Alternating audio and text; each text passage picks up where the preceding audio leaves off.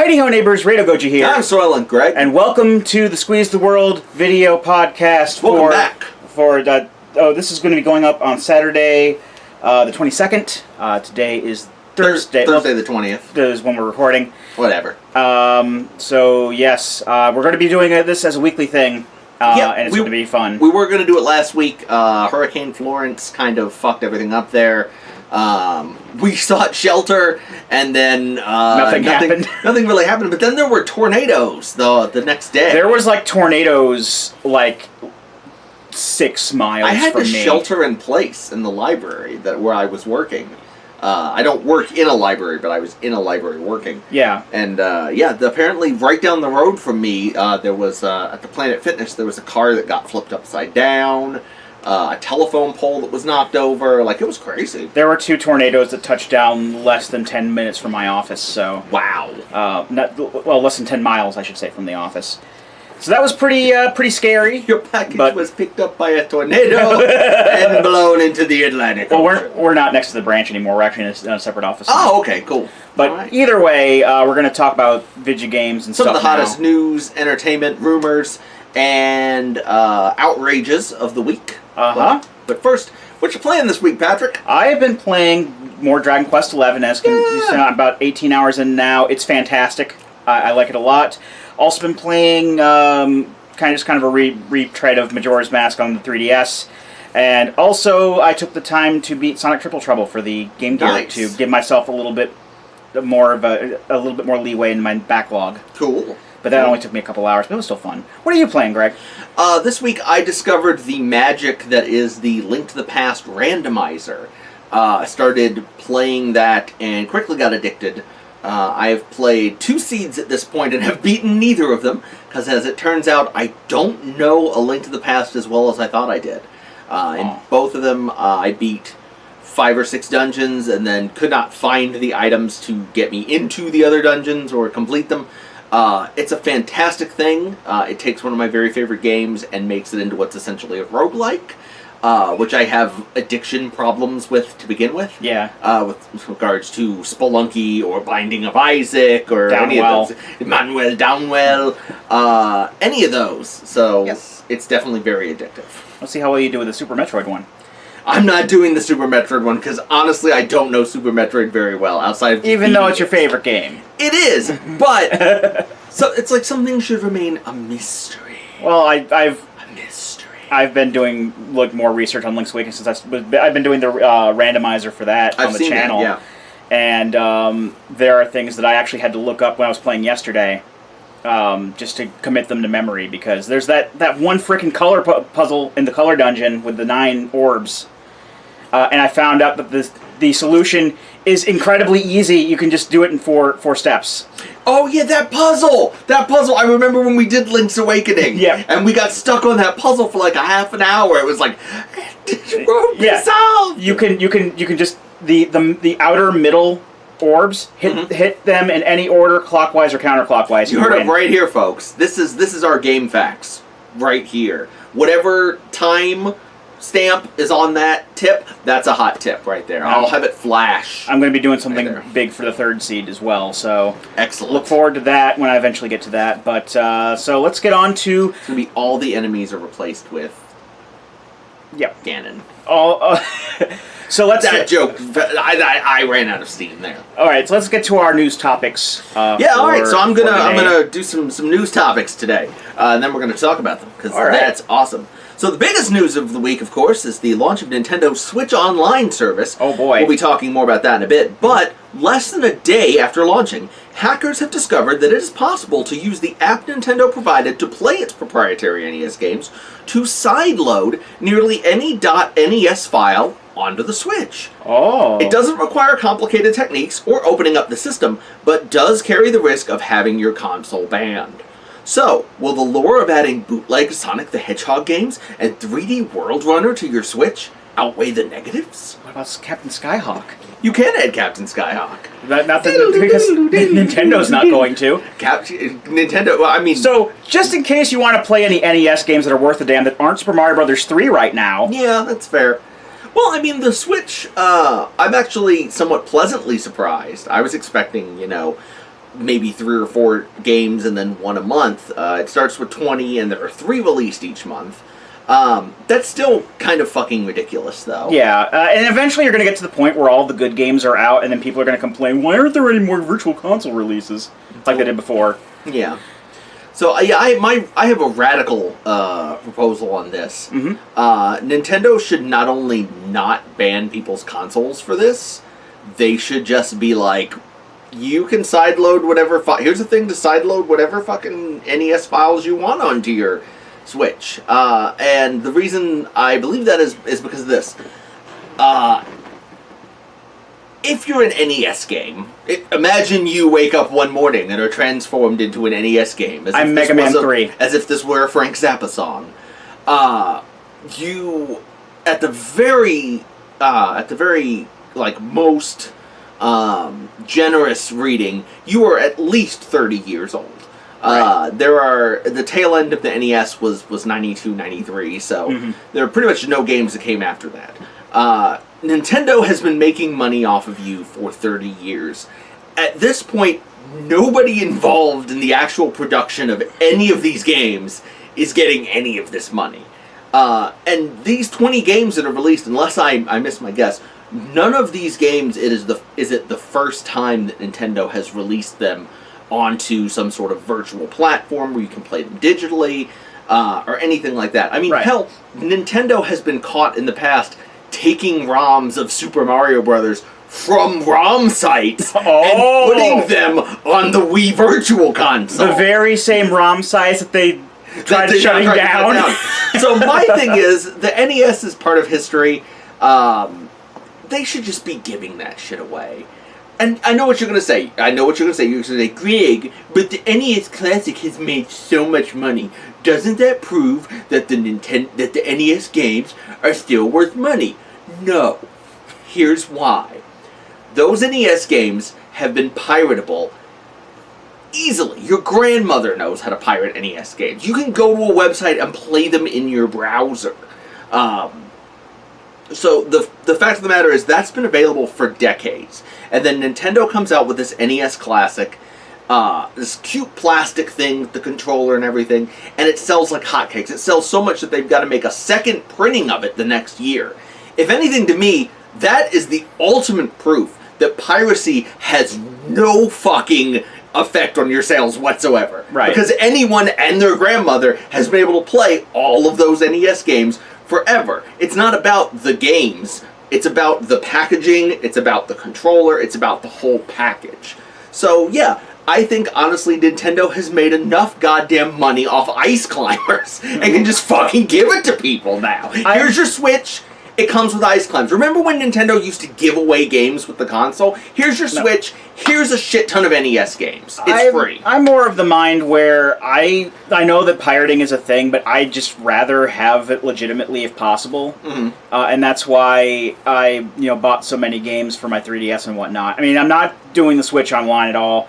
When it comes to the NES side of things, there are like 5 NES games I truly care about.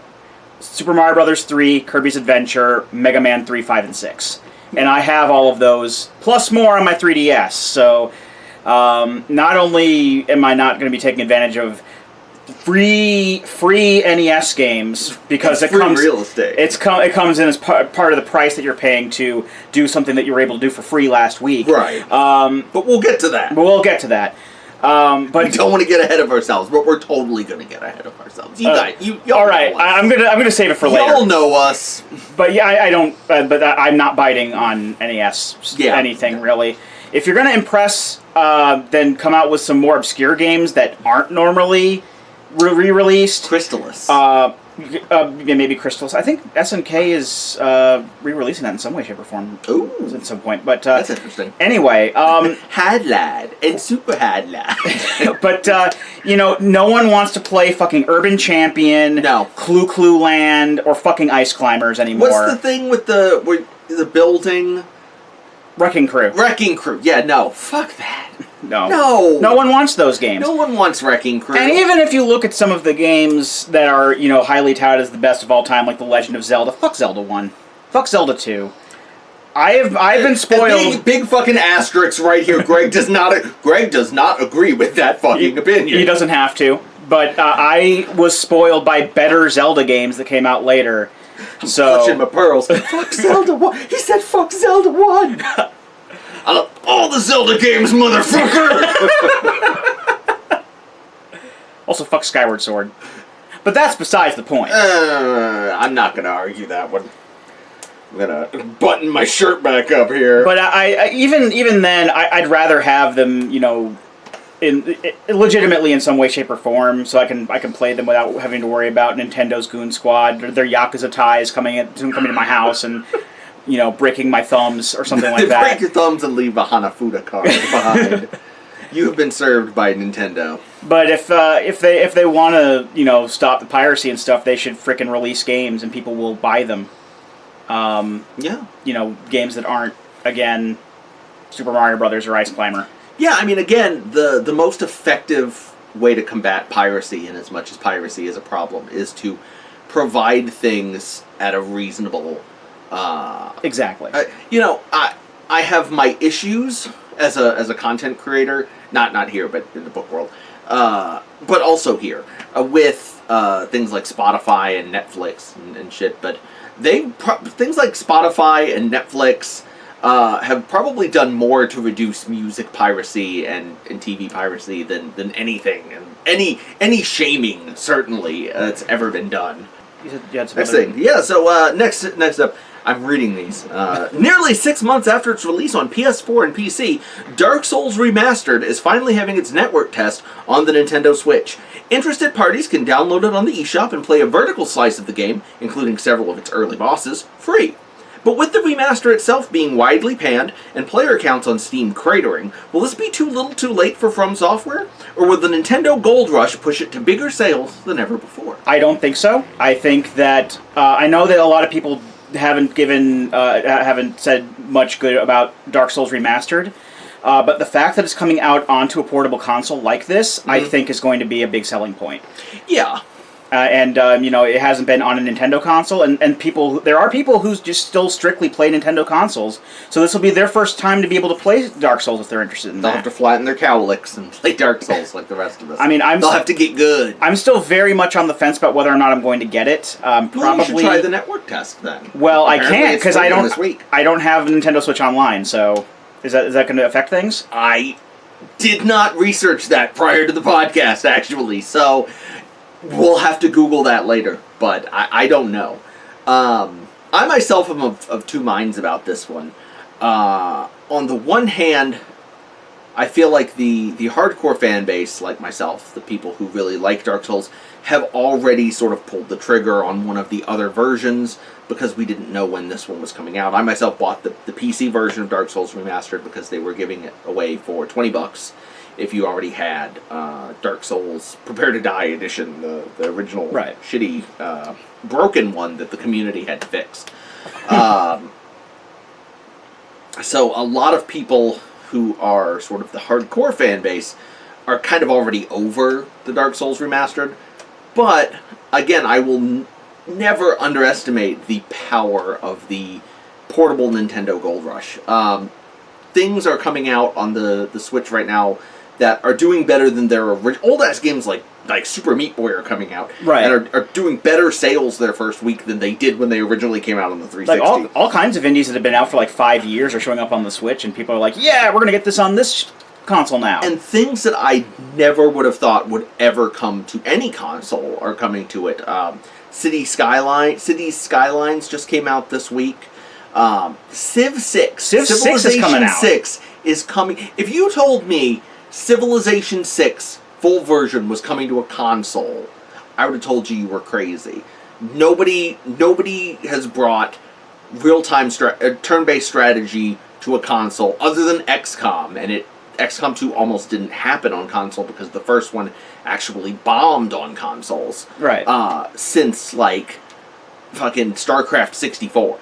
But apparently the power of the Switch is enough to get Firaxis off its ass and get it to port Civ 6. So, I wouldn't count it out, but I certainly... I mean, when it originally came out, if it had come out day one, I would have been a guaranteed day one purchase of Dark Souls Remastered. Now, I can't really say that. But you'll get the Solaire amiibo. Don't you want the Solaire Can you amiibo? get the Solaire amiibo separately? I think it is sold separately, is it but sold separately? still. Well, there you go. Then I can praise the sun. But yeah, the Gold Rush is very much thing. I got Downwell because it was free off PlayStation Plus. I'm going to buy it on the Switch. Hell yeah. And I can play it with the flip grip because you can play it vertically. Yeah. Downwell, incidentally, is a Squeeze the World Gaming approved game. Yeah, it's a great I game. use it for a lot of update videos. It is a wonderful There's game. background for that. But next topic. Should I not? Probably not. If that's the one you're talking about, then no. I don't want to talk about that. You don't want to talk about it? Okay. No. I'm going to skip a really disgusting one that Patrick would be uncomfortable with. Right. So, for Patrick, I will skip it. So, in weekly controversies, because there aren't enough videos on YouTube about building PCs, tech outlet The Verge released an article this week detailing the process of putting together your own gaming PC, with an attached video showcasing a pricey $2,000 PC build.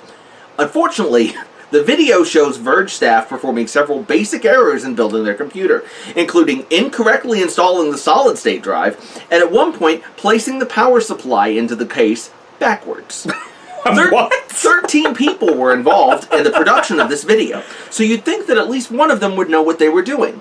But this is games journalism, after all. Should we be forgiving to The Verge for blowing such an obvious puff piece? No.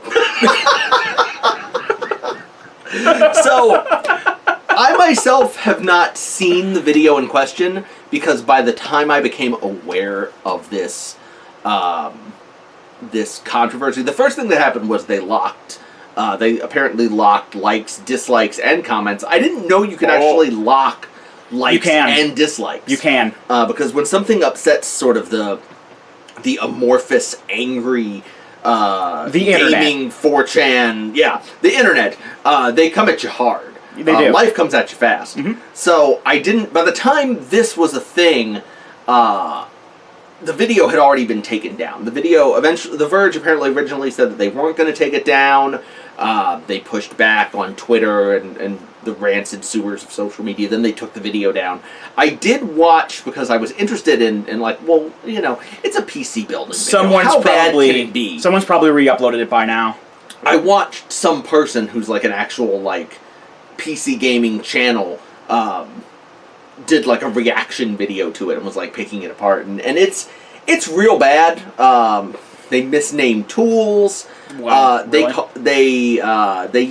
They slather on thermal paste like all over the thing. And yeah, they put the power supply it's supposed to go up against this like grate to like vent out the heat, and it's put in backwards. And the dude's like, this PC that you've created, like, it's going to basically overheat in a couple weeks and break half the machine.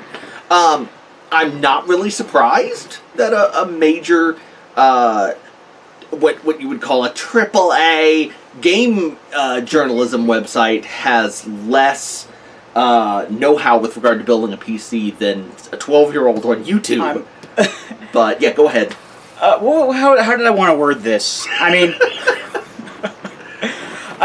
I would expect they may, you know, like redo it once they know what they're fucking doing. But then again, these are games journalists, and if they wanted to do their job properly, they would have hired people who know what they're doing in the first place in general. I mean, not just for shit like this, but for, you know, actual authors and stuff.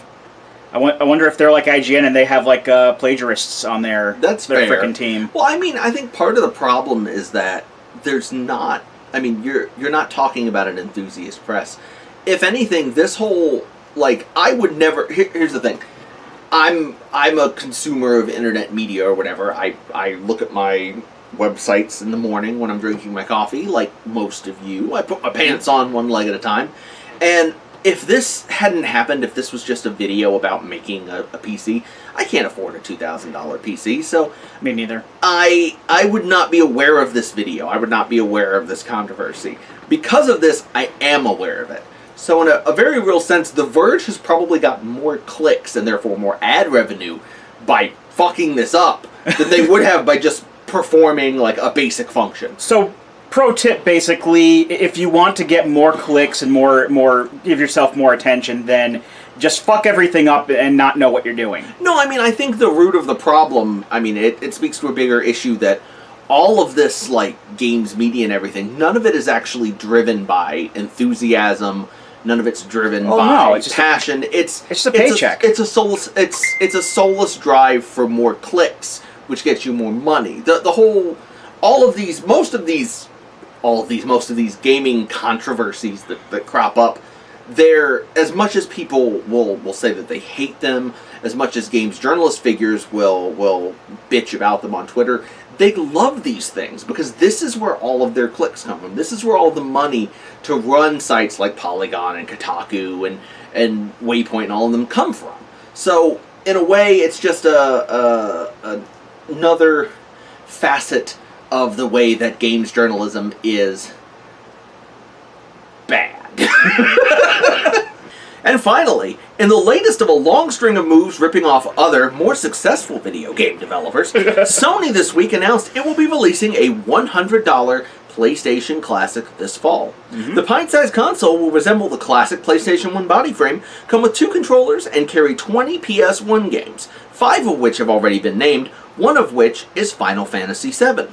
Will we be buying yet another retro console this holiday? And what 15 games would be strong enough to get Greg and Patrick to throw down $100?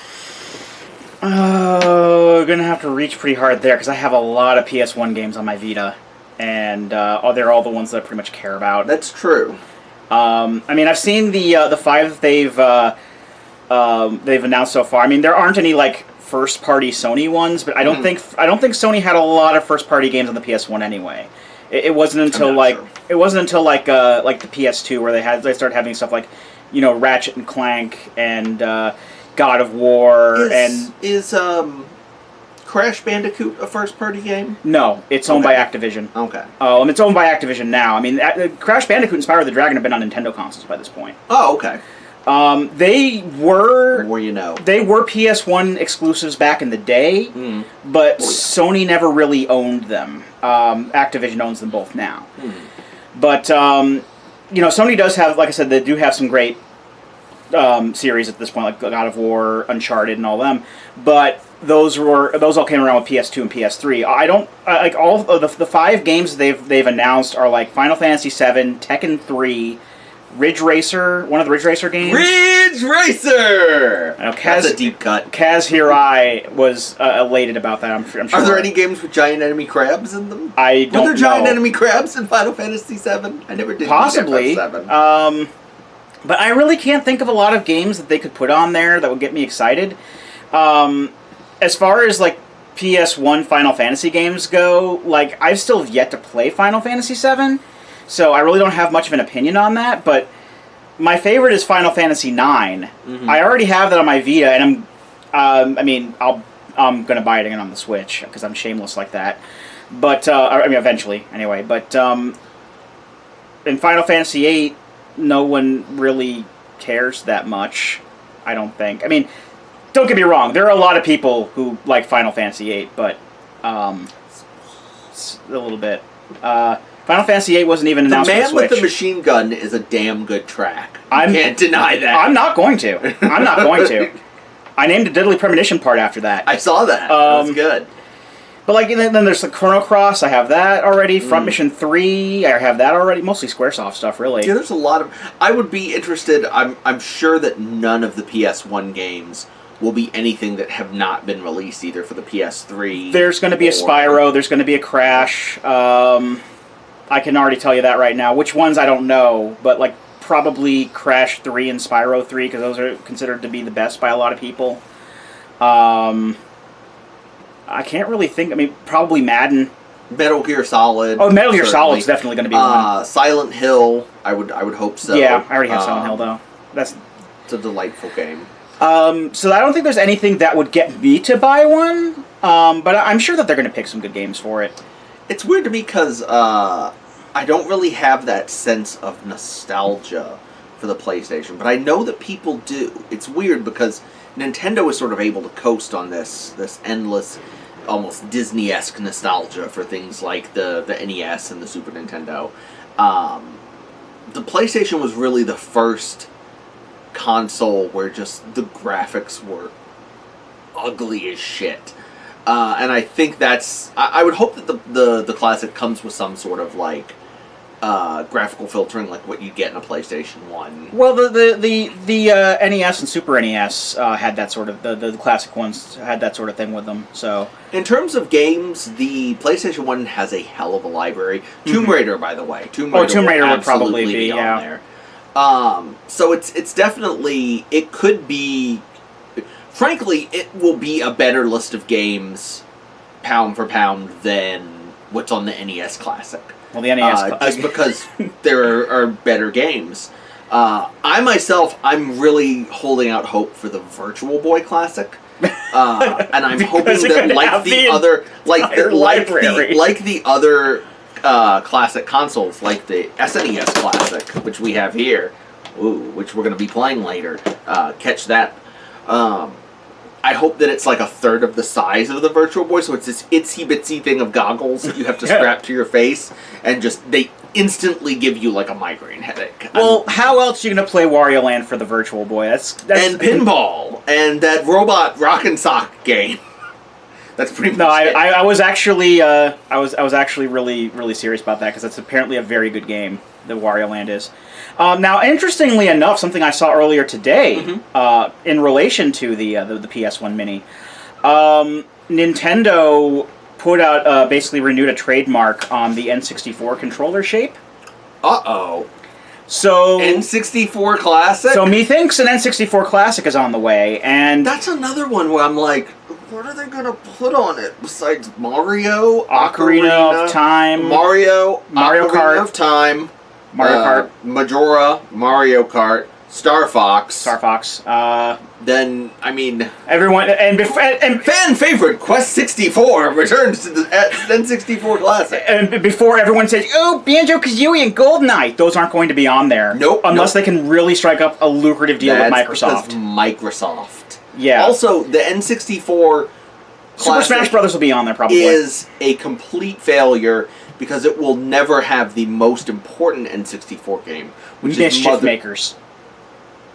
Motherfucking GoldenEye 007. Also, Mischief Makers was a hell of a good game. I have GoldenEye, it works. I don't know if you guys are familiar with it, the struggle to bring GoldenEye to the Xbox 360. Has it really aged well, though? Well, no, but there was an entire... They were originally going to port GoldenEye to the 360 before they did the Perfect Dark HD.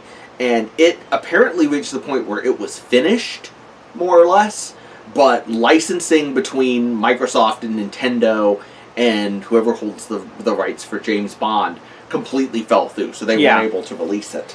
And that would be an amazing thing to get, like the Star Fox 2.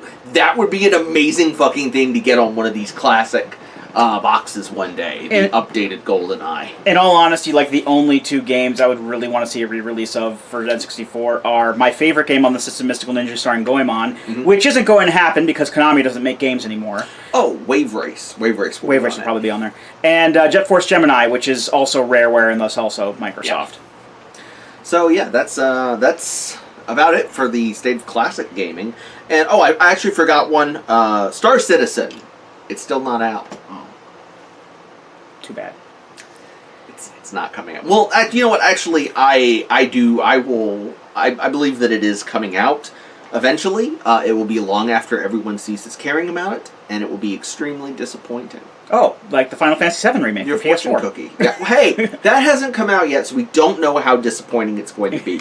All we know is that it's based on the same engine as Final Fantasy 15, and that it's going to be episodic. We don't know 100% that it's going to suck. We just have 99% certainty at this point. Kingdom Hearts 3 is going to be pretty good, though, I think. Who knows?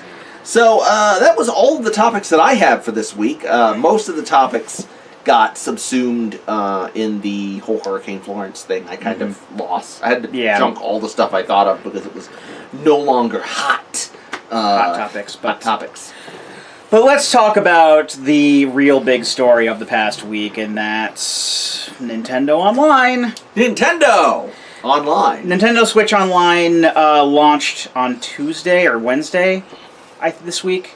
It launched this week. It launched this week, and I just wanted to. I personally just want to give my thoughts on it because it's a very divisive topic. I found between the people who don't think it's a good value or I don't think it's worth it to them, like myself, and the rabid Nintendo fanboys who, despite the fact that a lot of the stuff that's been said about it is not great, are still going for it. Because golly, I wonder which side you're on. You don't want to paint all of the other side with that brush, though. Not necessarily. There are people who are picking it up just because it's only $20 a year. But hey, I mean, I can understand a lot of people that do want this because Smash Brothers is coming out this year. They're going to want to play it for that, and you know, other games like Monster Hunter, Splatoon 2, Mario Kart. Let's talk about what you get for that $20 a year, or $3.99 a month. All right. So first off, probably most importantly, is you get to play multiplayer NES games. We'll get to that. It's most important. No. Well, if you talk to some people, it is. But probably most importantly is the fact that you can play multiplayer games online, which is something that you could have done before for free. But Patrick, I've been playing multiplayer. I've been playing Mario Kart online. Not anymore. Oh no. That's one of... I am sad. Yeah. The ability to cloud save games... No, play Mario Kart anymore. The ability to cloud save games, but only some games. Only some games. Yes, you cannot... Nintendo stated that they wanted to do that to keep you from cheating and to reverting in the case of difficulty. Bullshit! Yes, that's why you cannot do cloud saves for your Dark Souls Remastered if you choose to purchase that, for example. And then the other one is you get free NES free NES games. Free You're still NES. paying to get them, but so my stance on everything, I'm not getting it. I'm not biting. The only game that I'm interested in playing online with is Dragon Quest Builders 2.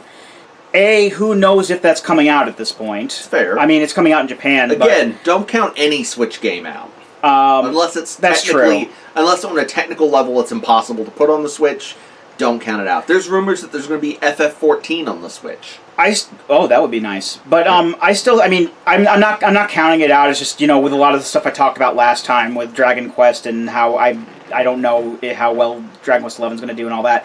I mean, I would play that. I'm trying to get other people to get it as well for the Switch. Would you get it for the Switch? Dragon Quest Builders? 2. Probably, yeah, sure. Because it has online co-op. Why the fuck not? But even if it is coming out over here, we don't know when.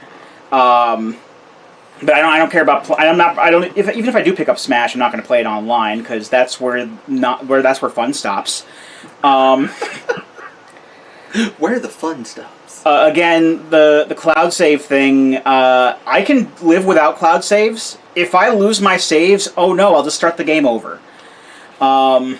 That's just... Well, I mean, that does hurt in some instances. I have been screwed over by losing 20 hours of Persona 5 progress. I certainly would hate to lose, you know, my Zelda saves because of some sort of accident. So that's a good point, but I understand cloud saving, kind of. For me personally, I really don't care either way. I want to hold on to those Super Mario Odyssey moons. God damn it. I'll talk about it in a bit. But and then the NES games. Again, I don't care about NES games except for those 5, and I already have them on the 3DS. And, you can also purchase wireless NES controllers. You told me about this. To go with the Switch. And they have little Joy-Con rails, so you can charge them that way. I can play Shovel Knight with those. That'd be awesome and retro. No, you can't.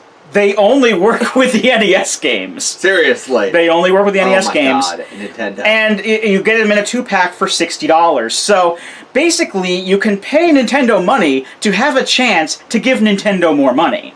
Well, and to be fair, I mean, that is not functionally different from a PlayStation Plus subscription giving you access to sale prices on games, but it does feel like more of a slap in the face. It does.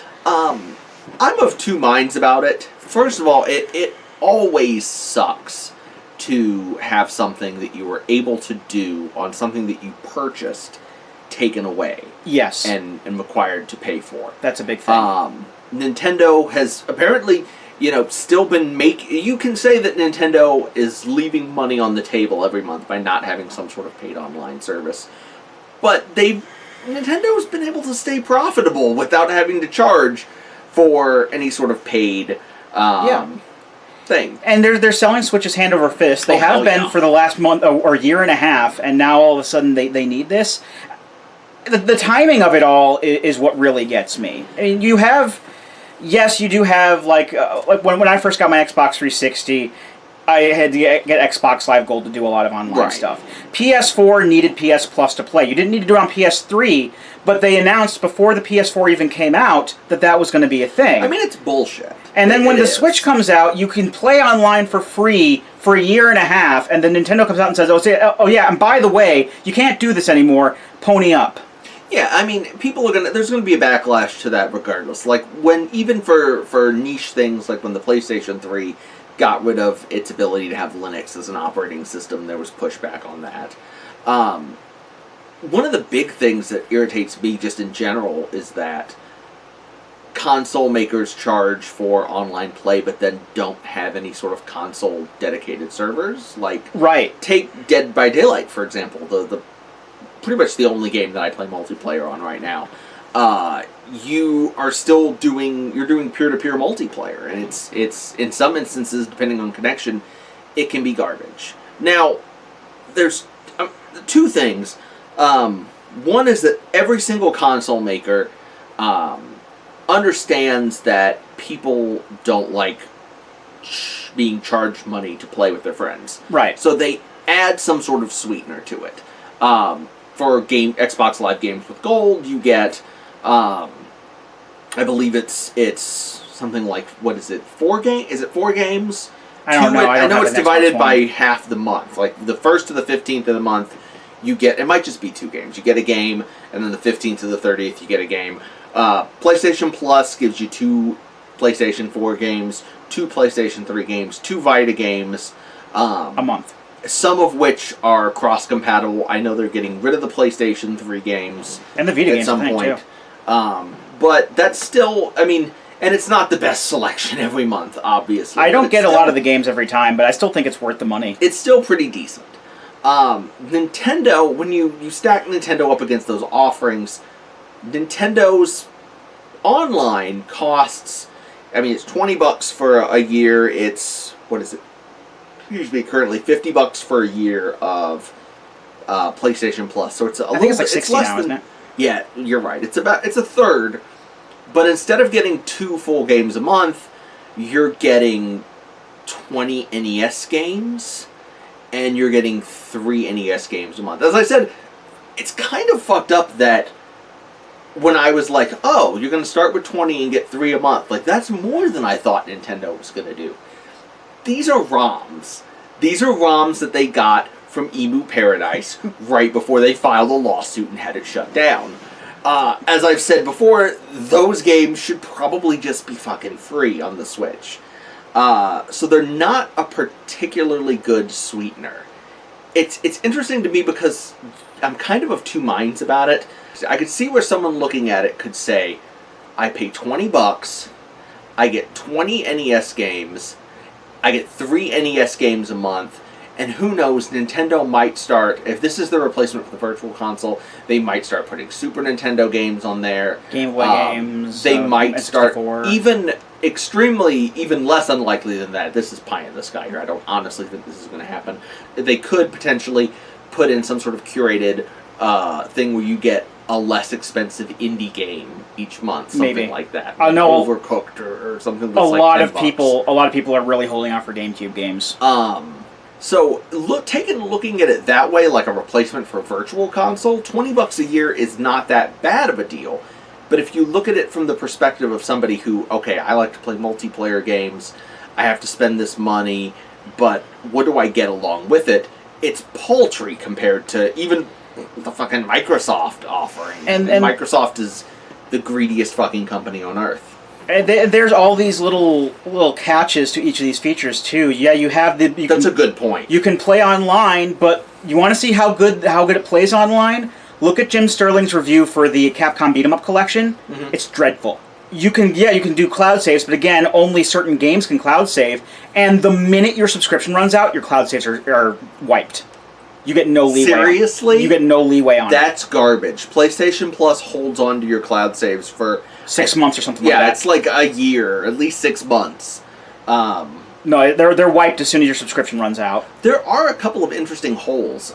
Free-to-play games still don't require it, so you can still play Fortnite. So you can play Fortnite and stuff. Interestingly, you can also still do Mario Odyssey's Balloon Hunt. I looked at that's just a free update. Yeah, so you can do that. You can hide your balloons, catch other players' balloons. You don't need multiplayer for that. And also the caveat with the NES games is that you have to connect your Switch to the internet once every week for them to keep working. Yeah, that's some Microsoft original Xbox One pitch shit. Where it constantly needs to be connected. And remember how well that turned out? Not good. No. Not good at all.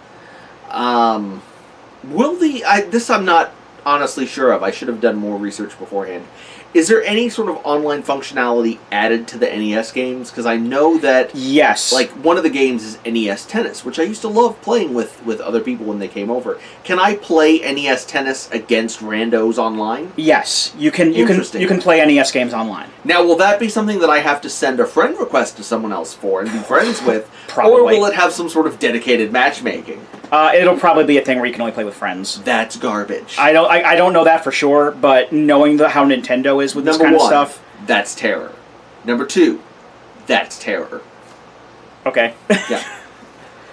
But yeah, I don't think it's worth it for me, especially, and I don't think it's worth even what little money they're asking for it. Yeah. I think that they should have just stayed what they were doing. Cloud saves. I mean, if you wanted to charge for cloud saves, okay, but don't take something that you've been doing for a year and a half, then just yoink it away from us and say, we want money for this now, because I know people are biting, because of course they are, but